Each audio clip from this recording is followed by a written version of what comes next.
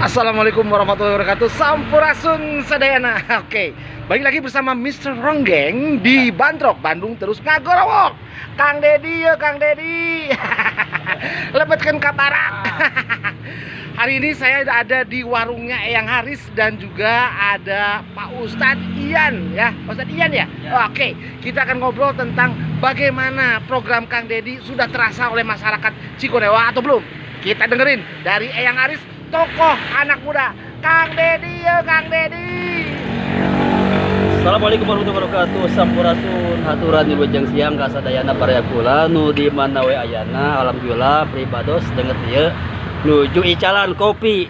Tapi Lain nanyakeun icalan eta nyaho eta di warung. Oh. Itu. Ieu mah nanyakeun Kang Dedi kumaha? Kang Dedi ya, Kang Dedi. Kang Dedi, ieu kumaha ieu warung teu boga modal Kang Dedi, cik atuh yang dikontrol ka dieu warung kopi kurang wae Kang Dedi. Asli kurang wae duitna ieu. Hampura ka dinya. Nuhun.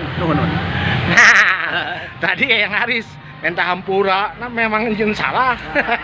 Tapi teu naon, urang Sunda mah kudu gede pangampura.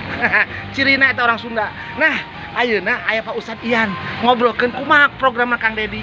Saur Bapak Ustadz Ian. Assalamualaikum Pak Ian. Waalaikumsalam. Alhamdulillah program Pak Dedi teh katampi pisan. Kusadayana masyarakat nu kecil oge gitu. Mung ieu teh abdi teh acan ka bagean Pak Dedi kumaha ye? Can kabagean. Aya kabagean, tapi teu naon, eta hak orang Jawa Barat, orang Bandung, nu bapa nu aing, Persib nu aing, Bandung nu aing, Jawa Barat nu aing, bapa nu aing, aya aing nu saha? Nu Allah. Kitu maksudna Ras. Iya, positif. Oke.